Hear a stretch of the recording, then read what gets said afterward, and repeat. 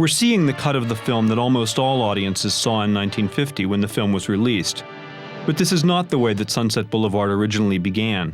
Paramount Pictures, the studio that made this film, previewed Wilder's original cut in Evanston, Illinois, and audiences there saw a very different opening sequence, and they rejected it. The credits began in a similar way with the kind of moving camera we're now seeing, but then Wilder took us to the LA County morgue, which is where we meet Joe Gillis, played by William Holden. He's got an identification tag on his toe, because he's dead, from an early draft of the script. Quote, "For a moment, the room is semi-dark. Then, as the music takes on a more astral phase, a curious glow emanates from the sheeted corpses. The long row of tags sways in the breeze from the ventilator system. A man's voice says, 'Don't be scared. There's a lot of us here, it's all right.' Gillis says, 'I'm not scared.' His head doesn't move, but his eyes slowly wander to the slab next to him. There, under a partially transparent sheet, lies a fat man, age 60 or so. His eyes are open too, and they're directed at Gillis. The fat man says, 'How did you happen to die?' Gillis, 'What difference does it make?' They talk about how the fat man died for a bit, and then Gillis says, 'Me?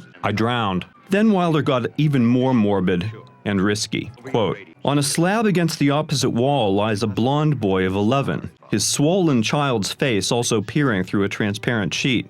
So did I. I drowned. Right off the pier at Ocean Park. It's only bad when you try not to swallow. If you open your mouth and let it in, it doesn't hurt a bit. I wish my folks would come and get me.' Fat man asks Gillis, 'Where did you drown, the ocean?' Gillis says, 'No. Swimming pool.' Fat man says, 'A husky fellow like you?' Gillis, 'Well, I had a few extra holes in me, 2 in the chest and 1 in the stomach.'